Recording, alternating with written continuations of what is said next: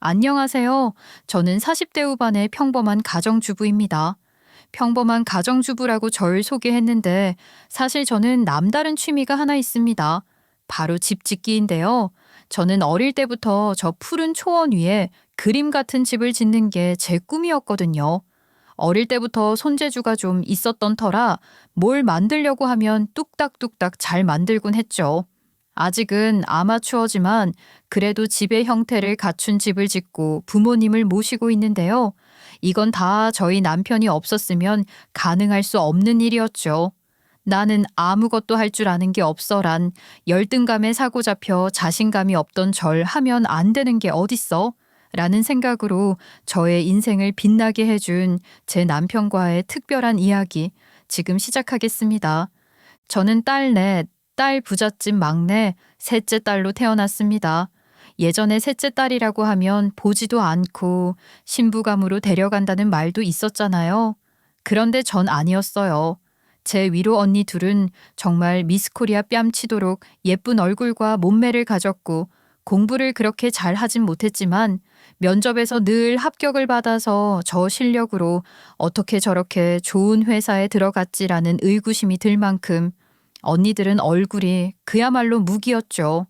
사회생활도 사회생활이지만 미모가 워낙 출중했기 때문에 늘 남자친구가 끊이질 않았죠. 첫째 언니는 남자들이 제발 한 번만 만나달라고 집까지 찾아와 언니 이름을 부르며 우는 사람들도 많았고요. 둘째 언니는 거의 연예인 수준으로 인기가 많아 언니를 좋아한다며 정말 매일 집으로 선물이 오곤 했죠.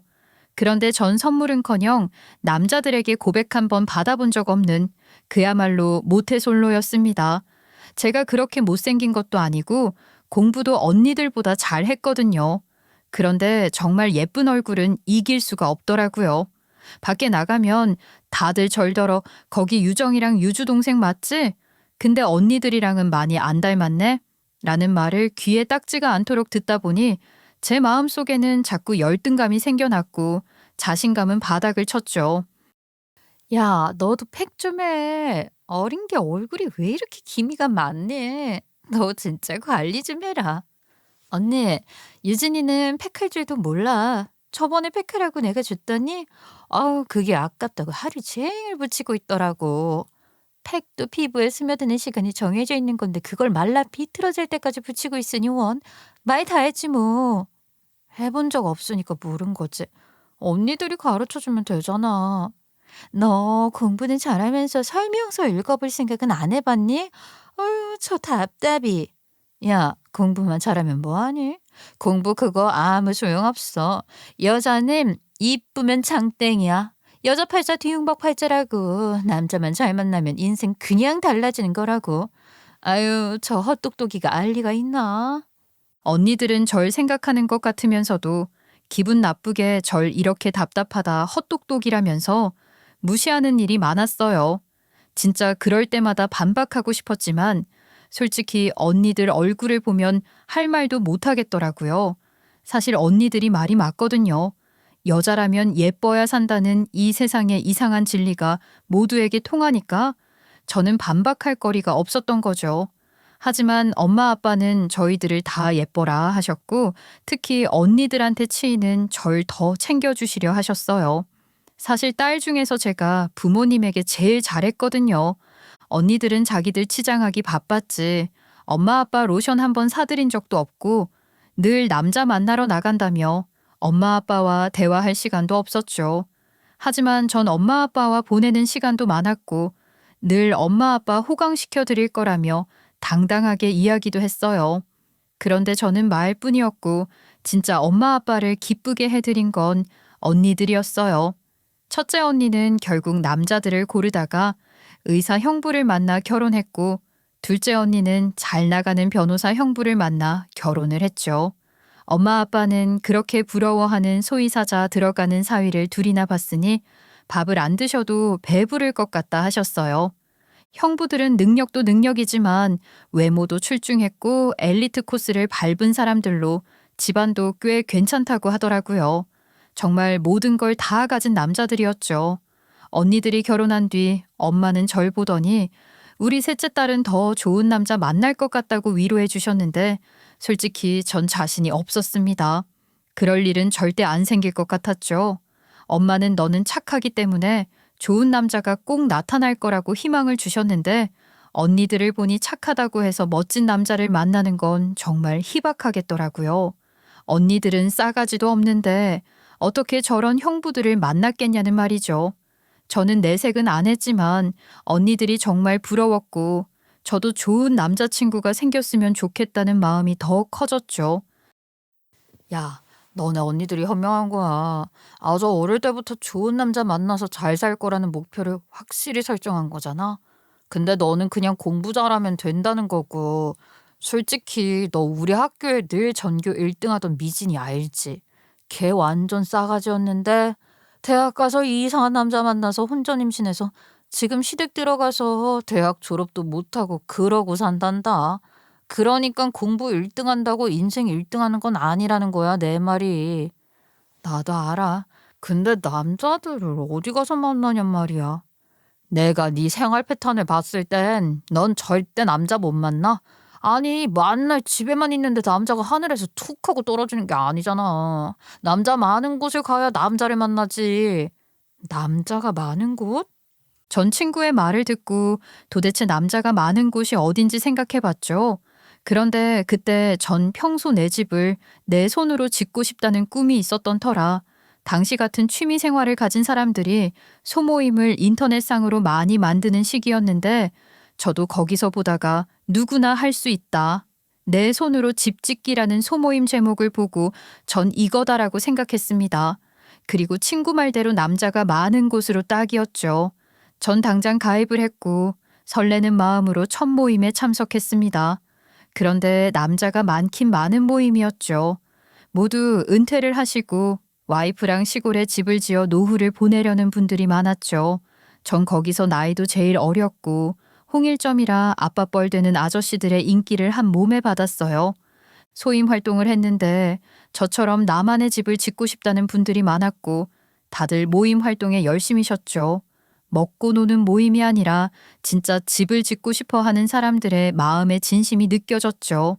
전 이왕 가입한 거 남자친구를 여기서 만든다는 생각은 글렀다 생각했고 이왕 들어간 거 열심히 배워보자는 생각했어요.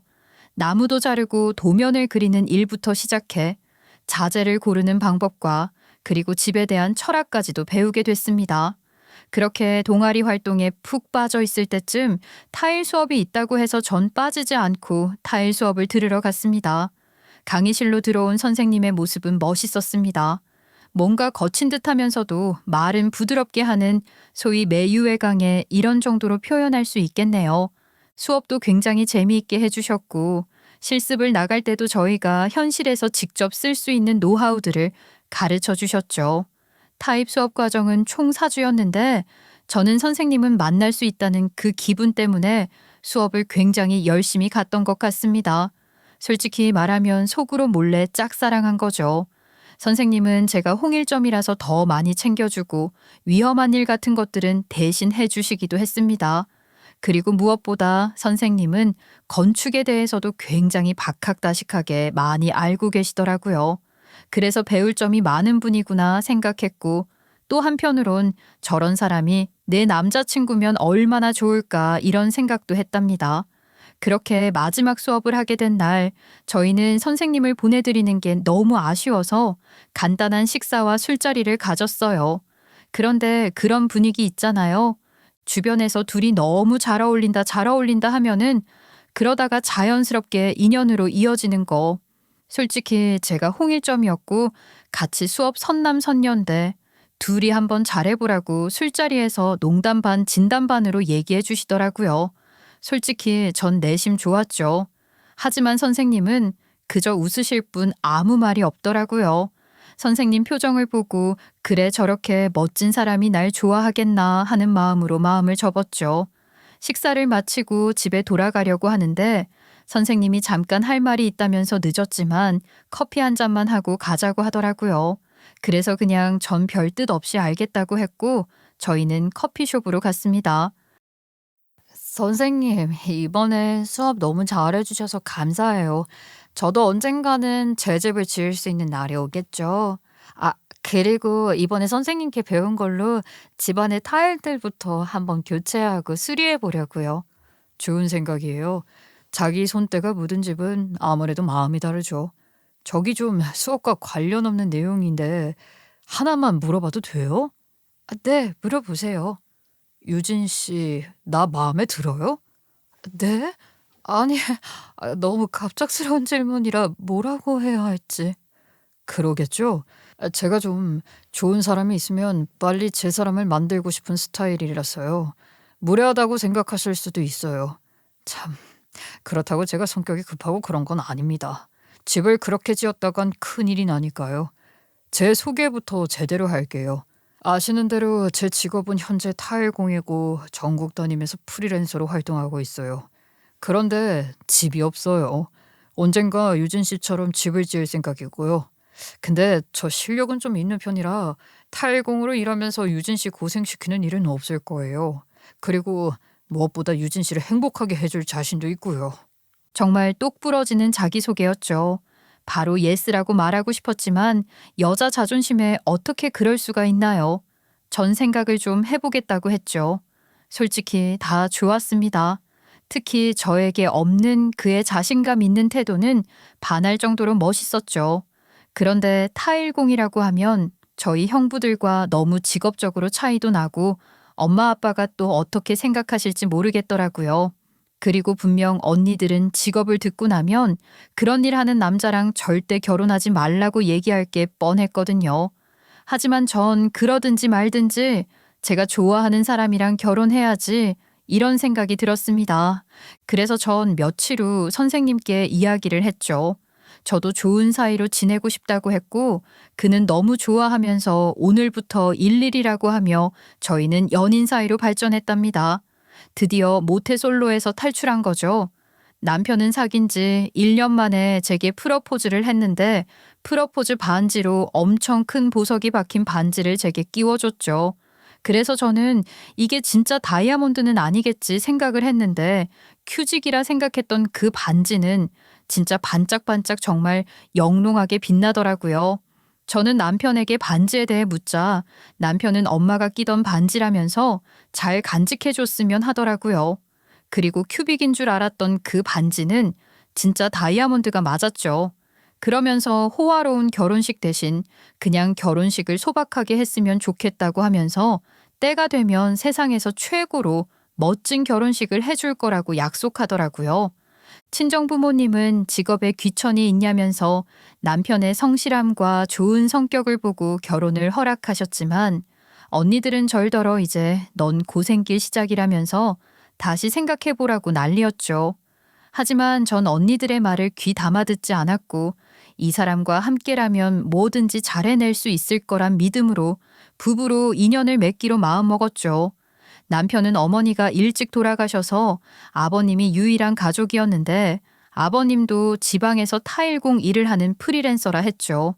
그런데 집이 아직 정리가 안 돼서 고급 한정식 집에서 저희는 인사를 드렸고 아버님 또한 지금은 사정이 그래서 간단하게 양가 인사만 드리고 결혼식은 남편 말처럼 때가 되면 멋지게 해주시겠다고 하더라고요. 사실 저도 허례허식이 싫어서 스몰 웨딩 같이 서로 가족들만 모시고 간단하게 결혼식을 올렸습니다. 남편은 현재는 현금이 없어 아는 친구가 해외에 일하러 갔다고 하면서 큰 집을 돌봐주기로 하고 우리가 거기서 신혼생활을 하는 게 어떠냐고 제게 물었죠. 솔직히 남의 집에서 신혼을 시작한다는 게 좀 마음에 걸리긴 했지만 남편은 하루빨리 집을 옮길 수 있도록 할 테니 이해를 좀 해달라며 부탁을 하더라고요. 그래서 전 집 관리만 해주면 집세도 안 내고 이런 큰 집에 살 수 있는 것도 괜찮다는 생각에 그러겠다고 했습니다. 남편은 저와 맞는 부분이 아주 많았지만 한 번씩 이해가 안 될 때도 있었죠. 타일공으로 일하면서 공사대금이 입금이 안 되면 화를 낼 만도 한데 생기면 달라고 하면서 오히려 돈 때문에 공사대금을 못 대는 사람들을 걱정하더라고요. 그러니 버는 돈보다 떼인 돈이 더 많았죠. 전화도 안 하냐고 물었지만 남편은 생기면 주시겠지 하면서 웃기만 하더라고요. 남편은 매일 때가 묻은 작업복을 입고 다녔지만 말하는 거나 행동하는 걸 보면은 좀 뭔가 다른 느낌이 들더라고요. 집안에서 사랑도 많이 받고 자란 느낌이랄까? 약간 귀공자 느낌도 가끔 났고요. 왜 그런 사람 있잖아요. 가진 게 별로 없어도 귀티가 줄줄 흐르는 사람. 남편이 딱 그런 스타일이었죠. 하지만 형부들의 스타일은 절대 따라갈 수가 없었습니다. 형부들은 둘 다 해외파 유학생이었고 소위 말하는 엄마 치맛바람의 변호사 되고 의사가 된 케이스였죠. 그래서 그런지 둘이 통하는 게 많았고 약간 저희 남편을 왕따시키는 분위기도 많았어요. 신혼 초에 친정에 가서 다 같이 밥을 먹는다고 모였는데 형부들은 남편이 와도 모른 척하고 둘이 영어로 대화하면서 농담 따먹기를 하면서 사람을 얼마나 민망하게 하는지 진짜 왜 저러나 했죠. 그리고 형부들은 이번에 같이 새 사무실을 얻었는데 거기 빌딩 주인에 대해서 자주 이야기했어요. 외국에서 건축을 전공해 엘리트라는 소문과 국내에도 그 사람이 빌딩을 지었다고 하면 상가 가격이 천정부지로 오른다는 경우가 많다면서 건물주를 사적인 자리에서 꼭 한번 만나보고 싶다고 줄을 한번 대보자며 만날 그 이야기를 했죠. 남편은 형부들이 이야기를 하면 맞장구도 쳐주고 대답도 곧 잘 해줬는데 그 빌딩 이야기만 나오면 묵묵부답에 그냥 웃기만 하더라고요. 형부들은 그런 남편의 모습을 보면서 또 기분 나쁜 이야기를 시작했죠. 자네도 가방끈이 좀 길었으면 노가다는 안 했을 텐데 말이야. 건축하는 사람이라도 우리 건물주랑 결이 다르잖아, 결이. 안 그래? 아이, 그렇죠, 형님. 타일공을 건축한다고 할 수는 없죠. 형님 말대로 노가다인데. 형님들 말씀이 맞죠. 맞는데 그래도 타일 하나하나가 모여서 멋진 바닥과 벽을 만들고 그게 토대가 돼서 건물이 완공되는 거잖아요. 전 그렇게 생각합니다. 이봐, 그런 철학적인 생각하다간 우리 처제 굶어 죽어, 알아? 아니, 어떻게 하면 돈을 더 많이 벌까를 생각해야지. 지금 뭐 개똥철하고 논할 때야. 그리고 타일바닥 바르는데 무슨 철학이 필요하나, 안 그래? 저 같았으면 형님이고 뭐고 한 대 날렸을 건데 이 남자는 바보인지 자기를 그렇게 무시하는데도 그냥 사람 좋은 척하고 앉아 있더라고요. 저희는 둘이 있을 땐 절대 싸울 일이 없었는데 형부들이랑 언니들만 만났다 하면 전 화가 나서 남편에게 잔소리를 해댔죠. 하지만 남편은 저더러 당신이 언니들보다 더 예쁘고 똑똑하고 착해서 나는 형님들이 그러든지 말든지 아무렇지도 않다면서 내 마누라가 이렇게 이쁜데 뭘 더 바라겠냐고 하며 오히려 절 칭찬하며 슬쩍 아무 일도 아니라는 듯 넘어가려 했죠. 그때마다 전속이 터지는데 그렇다고 웃는 얼굴에 침 뱉을 수 없는 노릇이라 화를 냈다가도 남편 이야기에 웃고 넘어가곤 했죠.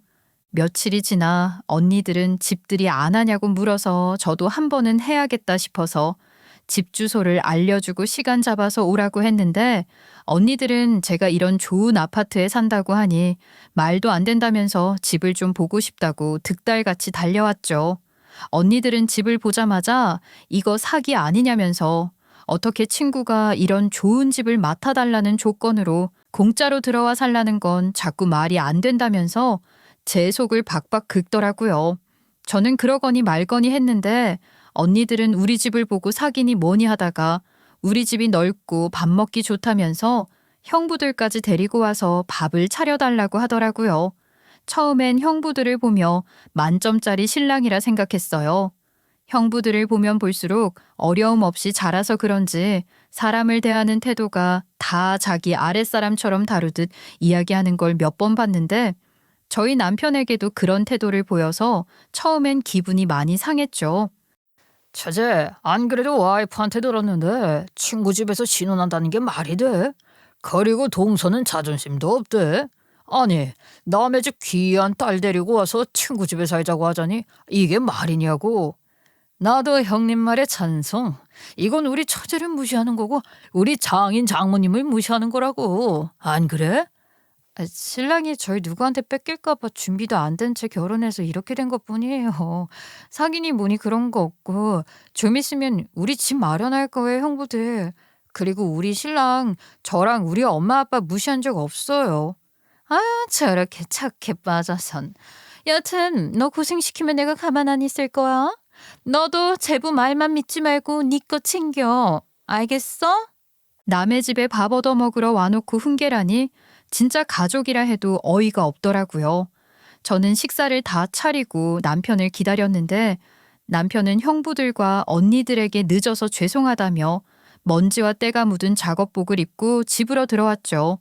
형부들은 남편을 보자마자 일하는 티 좀 내지 말라면서 그렇게 입고 돌아다니고 싶냐면서 핀잔을 주더라고요. 자기들은 항상 수트를 입고 다니는데 우리 남편은 만날 작업복 차림으로 입고 다니니 눈에 차지 않을만 했죠. 하지만 초대받아 온 집에 반갑다는 말보다 저렇게 핀잔부터 주다니 진짜 밉더라고요. 전 그래서 하는 일이 다른데 어쩌냐고 형부들한테 화를 냈습니다. 그런데 형부들은 언니들이랑 같이 자랐으면서 왜 그렇게 남자 보는 눈이 없냐고 남편 있는 앞에서 제 속을 긁는데 더 황당했던 건 남편이 자기가 부족해서 다 그런 거니 형부들더러 너그럽게 이해해달라고 하니까 전 도대체 남편이 누구 편인지 헷갈릴 정도였죠. 그렇게 식사를 마치고 형부들은 타일공 집이라 그런지 공기가 탁한 것 같다면서 밥만 먹고 횡하니 가더라고요. 밥은 제일 많이 먹고 이제 먹을 거 다 먹었으니 공기 탓하면서 가버리다니 진짜 아나무인의 싸가지 바가지들이었죠. 정말 결혼 전에는 형부들이 저런 사람들인 줄 진짜 몰랐는데 결혼하고 나니까 진짜 성격이 나오더라고요. 저는 형부들이 가고 나서 남편에게 한 소리 했어요. 자기야, 자기는 왜 형부들한테 저런 소리 들어도 화를 안 내? 나는 지금 열불이나 죽겠는데 기분도 안 나빠? 그냥 하는 소린데 뭘. 아이고, 그리고 형님들 잘난 거 솔직히 맞잖아. 내가 넘볼 수 없는 하이클래스. 지금 웃음이 나와? 나도 기분 나쁘다고. 당신 욕하면 기분 나쁘다고. 나는 그러려니 해. 아 참, 형님들이 사무실 타일 나한테 해보라고 일 주더라고. 형님들이 은근히 날 챙긴다니까. 그러니까 너무 안 좋게만 보지 마 자기야. 가족이잖아. 병 주고 약 주고도 아니고 일을 맡겼다니 전 좀 이상했습니다. 형부들은 결혼을 하고 나서 위치도 좋고 외관이 아주 멋진 건물로 사무실을 아래 위층으로 얻었고 공사를 하면서 남편에게 타일을 맡겼더라고요. 그런데 형부들은 일 그거 하나 맡긴 걸로 얼마나 저희 남편을 들들 볶았는지 모릅니다. 아무리 동서지간이라도 이렇게 챙겨주는 사람 없다는 둥, 마진 남기려고 머리 굴리다가는 혼난다는 둥, 진짜 할 소리 안 할 소리 다 하면서 일을 시켰어요. 남편은 그런 소리를 들어도 잘해드릴게요 하면서 형부들의 사무실 타일 시공을 엄청 신경 써서 해줬죠. 그렇게 공사를 마무리하고 대금을 받으려고 기다렸는데 전 형부들이 혹시나 대금을 차일피일 미루는 게 아닐까 솔직히 걱정도 됐고 남편이 또 가족이라 너무 그러면 안 된다면서 줄 때 되면 주겠지라고 넘어갈까 봐 주시고 있었는데 형부들은 다른 방법으로 뒤통수를 치더라고요. 아 처제, 김서방 있어? 전화를 왜 받아? 아 어제 늦게까지 일하고 새벽에 들어와서 지금 자고 있어요. 무슨 일인데요? 아니 타일 공사를 이딴 식으로 하면 어쩌라고. 내가 이번에 인테리어 비용을 얼마나 쓴 줄 알아? 내가 타일까지 인테리어 업자한테 맡기려고 했는데 김서방 생각해서 타일만 따로 맡긴 거라고. 근데 이 고급스러운 인테리어랑 안 어울리게 색감이며 시공이며 완전 엉터리로 해놨잖아. 지금 완전 다 된 밥에 재 뿌리는 꼴이 됐다고. 아, 큰형부, 우리 신랑 한 번도 시공이 엉망이라는 소리 들은 적 없어요. 제가 아직 보진 못했지만 그냥 형부 마음에 안 들어서 지금 우리 신랑한테 이러는 거 아니에요? 아, 처제. 나만 그러는 거 아니야. 밑에 최서방도 엉망으로 타일 시공했다고 난리라고. 이거 어쩔 거야? 어쩔 거냐고. 전 당장 남편을 깨워 형부들에게 연락이 왔다고 이야기를 했고 남편은 이야기를 듣자마자 당장 가서 다시 해드려야겠다고 하더라고요. 전 그래서 같이 가서 도대체 시공을 어떻게 했는지 보자고 했죠. 남편과 같이 형부들의 사무실로 갔는데 진짜 기가 찼습니다. 화장실 쪽 타일이 삐뚤게 보인다면서 말하는데 아무리 봐도 전 그렇게 보이지 않았거든요. 그런데 형부는 그걸로 엉망이라며 다 망쳤다며 난리를 친 거죠.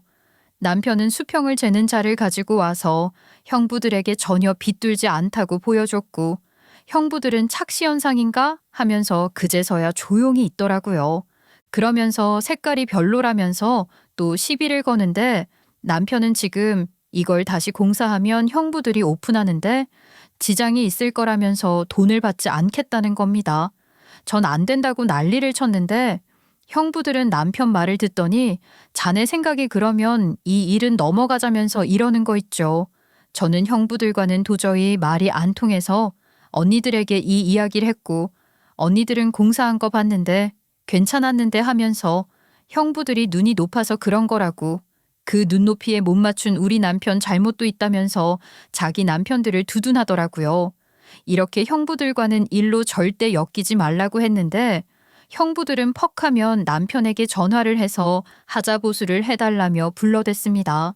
그런데 막상 가보면 하자보수가 아니라 형부들의 잡다한 일을 시킨 거였죠. 첫째 형부는 자기가 골프를 치러 가야 하는데 술도 한잔 해야 하니 운전 심부름을 시키질 않나. 둘째 형부는 급한 서류를 보내야 하는 일이 많았는데 퀵비가 아까워서 남편을 불러시키더라고요. 전 이 모든 사실을 모르고 있었고 언니들이랑 만나서 이야기하다가 언니들이 생각 없이 남편이 형부들 뒤치다꺼리 해준다는 말을 듣게 됐죠. 전 그 말을 듣자마자 남편에게 엄청 화를 냈어요. 당장 형부들한테 공사대금도 받고 다시는 형부들 심부름하지 말라면서 경고했죠. 남편은 이제 그럴 일도 없고 자기가 시간이 되니까 형님들 일 도와준 것뿐이라면서 저를 달래더라고요. 전 이번에는 진짜 그냥 넘어갈 수 없었습니다. 당장 형부들 사무실로 찾아가 내 남편에게 이딴 일 시키지 말라고 소리를 쳤습니다. 그런데 둘째 형부가 하는 말이 가관이었죠. 처제, 내가 정말 처제 생각해서 하는 말인데 김서방이랑 솔직히 살고 싶어? 아니, 집도 없지 하는 일도 나이 들면 못하는 일이야 그거. 지는 전문직이라면서 우수대고 다니지만 그거 아니다. 지난번에 이야기했던 대로 노가다라고. 그러면 처제 노후 준비를 어떻게 할 건데? 우리가 뭐 김서방 보고 싶어서 이런 잡일 시키는 줄 알아? 인성이 어떤지 테스트해보는 거야. 근데 인성이 아무리 좋아도 아닌 건 아니더라고. 그니깐 나는 둘이 이혼했으면 좋겠어. 솔직히 우리 집안이랑 안 맞는 사람이잖아. 안 그래? 뭐라고요? 이혼? 형부, 지금 말이면 다예요? 그러면 형부라는 사람이 동생 이혼시키라고 떠미는데 내가 언니한테 말해서 그런 이상한 사람이랑 이혼하라고 했으면 좋겠어요? 예? 뭐라고? 아, 이상한 건 김서방이야. 실실 웃기만 하고 속을 모르겠다고 속을. 그 남자는 자고로 남자가 알아보면 알아. 나중에 내 말 안 듣고 이혼 차일피일 미룬 거 분명 후회할 거야. 알겠어? 이혼은 형부나 해요. 난 절대 이혼 안 해요. 전 너무 속상해서 집으로 돌아와 펑펑 울었습니다. 남편은 무슨 일이냐면서 제게 물었고 전 형부 사무실에 가서 형부와 싸우고 나왔다고 이야기를 했더니 남편은 이참에 형님들 초대해서 그동안 말 못한 것들 그리고 서로 오해했던 것들 풀자면서 우리 집으로 초대하자고 하더라고요. 저는 지금 그게 말이 되냐고 절대 그러기 싫다고 했지만 남편은 제발 한 번만 자기 말을 들어달라 했고 만약에 형님들이 저한테 또 이상한 소리를 하면 그땐 남편이 나서겠다고 하더라고요. 전 그렇게 말하는 남편의 눈빛을 보니 진심인 것 같아 고심 끝에 알겠다고 했습니다. 결국 전 남편의 말대로 모여서 서로 대화하고 풀자는 의미로 형부들을 초대했습니다. 물론 언니들도 같이요. 형부들은 어색했던지 절 보며 약간 눈치를 봐서 제가 먼저 형부들한테 반갑게 인사했고 형부들도 제가 인사를 하자 웃으면서 초대해줘서 고맙다고 하더라고요. 전 그때까지만 해도 오늘 서로 잘 풀겠다 생각을 했죠. 그런데 그날따라 남편이 많이 늦더라고요. 형부들은 처음엔 남편이 오면 저녁을 같이 먹자고 하더니 30분이 넘어가자 약속 시간 개념이 없다면서 슬슬 또 남편 욕을 하기 시작하더라고요. 그런데 그때 남편이 집으로 왔고 머리를 푹 숙이며 너무 늦어서 죄송하다고 형부들한테 과할 만큼 사과를 하더라고요. 형부들은 소파에 앉아 알았으니까 빨리 밥 먹자며 준비를 하라고 했죠. 남편은 손만 씻고 금방 오겠다며 손을 씻고 거실로 나와 소파에 앉으려고 하는데 갑자기 형부들이 화를 내는 겁니다. 아니, 그 더러운 꼴로 우리 옆에 앉으려고? 미쳤어? 이게 얼마짜리 수트인 줄 알아? 생각 있으면 바닥에 앉아야 할 거 아니야, 바닥에? 형님, 김서방이 이런 비싼 수트 입어나 봤겠어요? 진짜 자네는 개념은 그냥 찬물에 말아먹은 사람 같아. 오늘 우리가 여기 왜 온 줄 알아? 우리 처제 불쌍해서 온 거야. 자네 같은 사람이랑 계속 살아야 할지 말아야 할지 그거 알려주려고 온 거라고. 전 언니들이랑 부엌에서 음식을 차리다가 거실이 소란스러워 무슨 일인가 하고 가봤죠. 형부들은 또 이혼 이야기를 하면서 남편을 완전히 바닥까지 몰고 가더라고요. 전 그때 오늘 가졌던 좋은 마음은 던져버리고 형부들이고 뭐고 니들 죽고 나도 죽자는 마음으로 달려들었어요. 그때 전 손에 국자를 들고 있었는데 그걸로 형부들을 때리며 내 남편 무시하지 말라고 고함을 질렀어요. 근데 국자가 하필 스텐 국자라 형부들은 더 아파했죠. 지금 뭐 하는 짓이야? 어디 형부 얼굴을 때려? 여보, 당신 동생 어떻게 좀 해봐, 빨리. 아니, 오냐오냐 해줬더니 감히 형부들한테 손을 대? 너 미쳤어? 네 언니랑 닮은 구석이 하나도 없어. 자네 혹시 주워온 딸이야? 아니면 저런 놈 만나서 이렇게 망가진 거야? 도대체 뭐냐고? 야, 우리 남편이 뭐 틀린 말 한 것도 없는데 네가 뭔데 우리 남편 얼굴에 손을 대? 솔직히 여기 있는 사람들 다 네가 이해가 안 돼. 우리도 그랬잖아. 너 왜 김서방 같은 사람이랑 결혼해서 고생길을 만드냐고. 너 언제 우리 이야기 한 번이라도 새겨 들은 적 있니? 없잖아. 원래 저게 어릴 때부터 못된 소리만 골라 했었어. 그러면서 엄마 아빠 앞에선 착한 딸인 척하고 쟤 완전 이중인격자야. 근데 친남편 만나더니 더 심해졌네. 뭐? 니들 말 다 했어?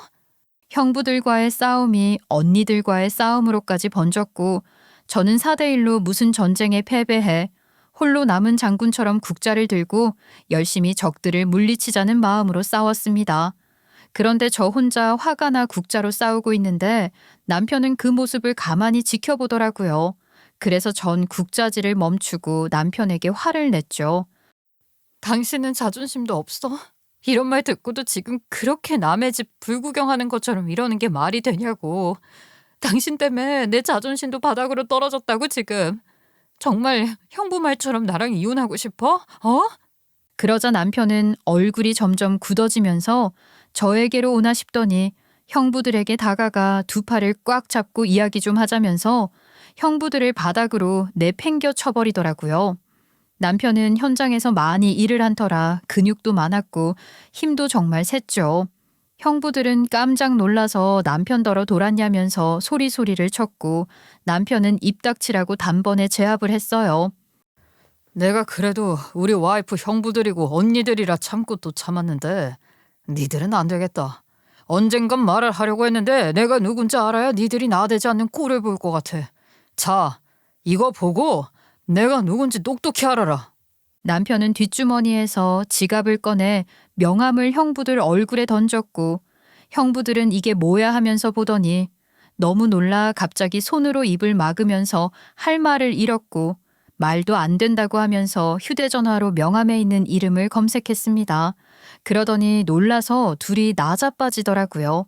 알고 보니 남편은 형부들이 그렇게 만나고 싶어 했던 건물주였습니다. 남편은 이제야 진실을 밝힌다면서 진짜 자신의 이야기를 했죠. 남편은 미국에서 태어나 미국 시민권자로 알렉스 킴이 본명이었고 가족들이 알고 있는 한국 이름은 한국에서 아는 사람들끼리 쓰는 이름이라 남편이 유명 건축가 알렉스 킴인지 아무도 몰랐던 거라고 했죠. 남편은 건축뿐 아니라 부동산 쪽에도 큰 손이었는데 지방에 계시는 아버님도 원래는 건축학을 전공했고 지방은 잠시 머물 뿐 아버님은 세계를 돌아다니며 유명한 곳건물에 디자인을 해주시는 명망 높은 분이라고 하더라고요. 남편 또한 아버님의 끼를 물려받아 건축학을 전공했는데 한국의 타일 기술을 SNS를 통해 보게 됐고 꼼꼼하고 정확한 한국 타일 시공의 매력에 빠져 한국으로 들어와 본격적으로 타일 시공을 배우게 됐고, 그러다 제가 다니던 소모임에 교육을 하러 오게 된 것이라 했죠. 전 왜 처음부터 그런 말을 하지 않았냐고 묻자 굳이 자신의 정체를 밝혀서 시끄러워지는 일이 싫어 그냥 저한텐 프리랜서 타일공이라 말했고, 저와 사랑에 빠진 뒤에도 절 생각하며 지은 집이 완공되면 그때 결혼식도 올리고 제게 다시 프러포즈를 할 생각이었다 하더라고요. 아직 혼인신고조차 하지 않았으니 저는 남편의 출생지도 알 수가 없었어요. 하지만 형부들은 남편의 말을 믿지 않았습니다. 야야, 너 말이 되는 소리를 해. 너 이거 명함 조작한 거지? 아, 동서, 명함 조작도 법에 걸리는 거 아니야? 아주 큰 죄죠. 남의 명의를 도용한 건데. 건물주랑 우리는 직접 만나 사인했고 너 같은 인간 면상은 한 번도 본 적이 없어. 근데 이런 걸로 우리한테 사기를 쳐? 야, 너 처음부터 우리 처제한테 사기 치려고 작전 짰지? 말해, 말하라고. 진짜 너희들 개망난이구나. 야, 첫째, 너는 나랑 동갑이고 둘째, 너는 나보다 3살이나 어리잖아. 근데 내가 형님 형님 하면서 내주니까 이제 눈에 보이는 게 없어? 아니, 처음부터 니들은 개념이 없는 인간들이지. 내가 탈공인 게 뭐 죽을 죄냐? 둘째, 너 변호사니까 잘 알잖아. 그리고 니들이 처제 생각한다면서 나랑 이혼하라고 종용했다던데. 니들이 뭔데 우리 와이프한테 그딴 소리를 해? 돌았어? 미쳤어? 확 그냥. 내가 그동안 주먹이 오는데 참았다. 니들 사는 꼴이 너무 우스워서. 우리 건물에 들어올 땐 몰랐는데 서로 가족이 됐다는 소리에 좀 놀랐지. 니들 내 대리인한테 보증금 좀 깎아주면 안 되냐고 했다며? 야, 나한테 그렇게 돈 있다고 자랑질하던 것들이 중도금을 깎아? 야, 이 사기꾼들은 니들이야. 남편은 그때 누군가에게 전화를 걸어 집으로 오라고 했죠. 잠시 후 어떤 멋진 남자가 들어오더니 남편에게 90도로 인사를 했고, 남편은 한국 비즈니스를 봐주는 남편의 대리인이라며 그 남자를 소개했어요. 형부들은 저 사람이 건물주인 줄 알았는데 하면서 말문을 잃어버린 채 털썩 주저앉아 버리더라고요. 형부들은 결국 최악의 상황까지 가서야 남편의 말을 믿었죠. 남편은 그동안 자신에게 했던 말도 안 되는 명예훼손은 그냥 넘어가지만 저한테 한 행동을 용서 못한다면서 각오하라고 형부들과 언니들에게 말을 했고 당장 내 집에서 나가라고 했죠. 알고 보니 친구 집이라 했던 이 집은 남편 대리인이 사는 집이었는데 사실 남편 명의로 된 집이었고 대리인이 남편 대신 한국에서 생활하던 곳이었다는 겁니다. 전 남편의 품에 안겨 그동안의 서름이 폭발한 건지 펑펑 울었어요. 아, 진작 이야기했으면 됐잖아. 그러면 이렇게 무시당할 일도 없고 형부들이 우릴 우러러봤을 거라고. 근데 왜 바보같이 당하고 살았어, 왜? 자기야, 나는 거짓말 한 적이 없어. 그냥 때가 되면 이야기하려고 했고, 내가 타일공이라서 무시하는 사람들이 더 이상한 거 아니야? 당신은 날 그렇게 보지 않았잖아. 난 당신의 그런 모습이 너무 좋았고 이 사람을 절대 놓치기 싫다는 마음에 집이 다 완성되기 전에 자기를 붙잡으려 하다가 일이 이렇게 꼬여버린 거야. 미안해. 자기한텐 미리 말할걸. 미안해 정말. 남편은 제가 화를 내도 단 한 번도 화낸 적도 없고 자기 자신이 그렇게 유명한 사람이라도 남편은 제가 짝사랑했던 타일 수업 선생님 그대로였죠. 제가 이상하다고 생각했던 남편의 귀공자스러움은 틀리지 않았습니다. 남편은 고지서나 우편으로 받아야 할 서류들을 지금 짓고 있는 우리 집 주소로 돌려놔서 전 아예 눈치채지도 못했죠. 그런데 생각해보니 지방에 계신 시아버님께 인사드리러 갔을 때 고급 한정식 집에서 만났는데 엄청 고급스럽고 이런 멋진 식당은 누가 지었을까 할 정도로 감탄을 했었죠. 그런데 알고 보니 그 한정식 집은 건축상을 받은 건물이었고 아버님이 가장 좋아하는 작품 중 하나라서 절 거기서 보자고 한 것이었죠. 그리고 음식 맛도 좋지만 식당이 멋지다는 말에 사람들이 몰려서 관광 명소라 할 만큼 사람들 웨이팅이 늘 끊이질 않는데요. 모든 걸 알게 되자 남편 친구 집에 얹혀 살던 새방사리에서 이 큰 아파트의 주인이라고 생각하니 하늘을 날아갈 듯이 기쁘더라고요. 남편도 이렇게 기뻐할 줄 알았으면 진작 알려줄 걸 하면서 절 보며 너무 좋아했죠. 사실 이 집이 남편 집이 아니었어도 전 남편을 사랑했지만 여자 마음이 또 그런 게 아니잖아요. 좋은 집에 살면 기분이 더 좋아지는 건 누구라 할 거 없이 다 그런 거 아닌가요? 남편은 형부들이 그동안 한 짓을 용서하지 못해서 건물에서 내쫓아 버리려 하자 형부들은 당장 보증금 내놓으라고 난리를 쳤고 남편은 보증금을 100원짜리로 바꿔서 형부들 사무실에 갖다 줬다 합니다. 그리고 이 건물에 들어오려고 언니들 몰래 있는 돈 없는 돈 다 끌어다 대출을 냈고 그걸 알게 된 언니들은 난리가 났죠. 언니들은 자존심을 다 내리고 절 불러서 사과하고 싶다고 첫째 언니 집에 저와 남편을 초대하더라고요. 유진아, 언니들이 미안해. 네 형부들이 워낙 오냐오냐 커서 가정교육이 잘 안 된 사람들이야. 지들밖에 모르고 살았거든.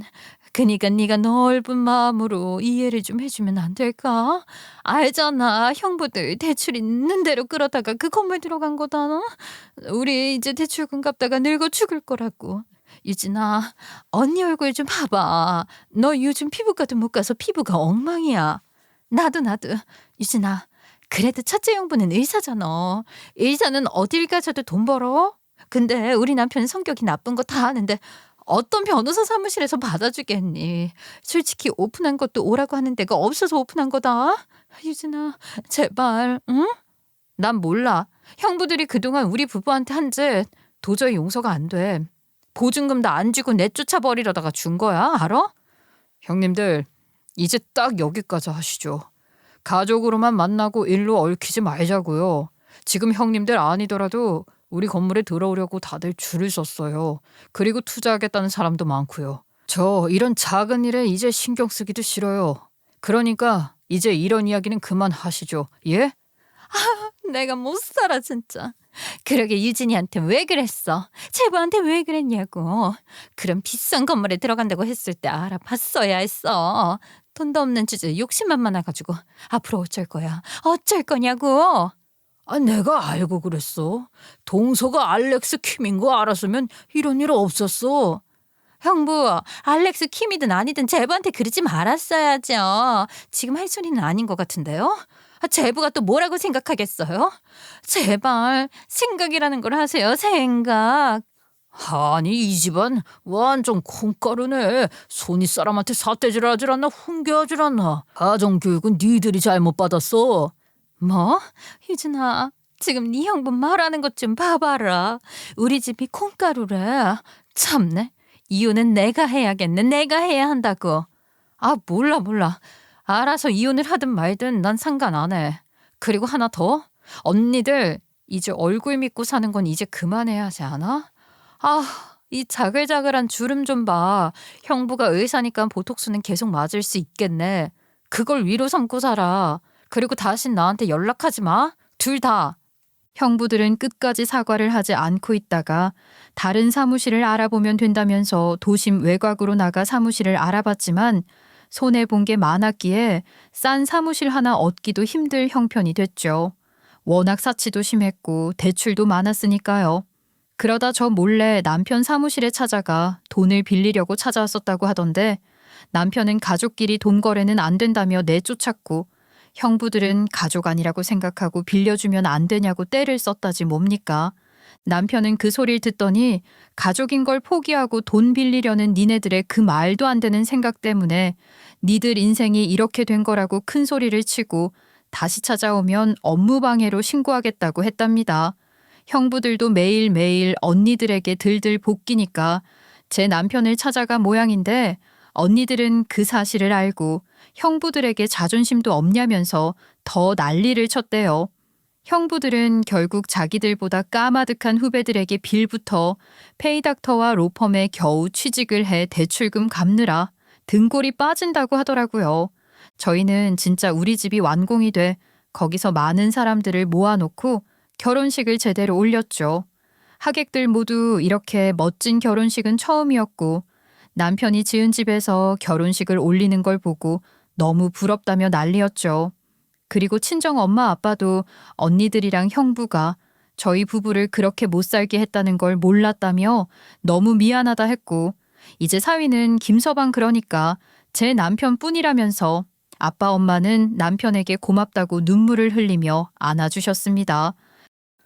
우리 큰애들 때문에 힘들었지. 내가 대신 사과하네.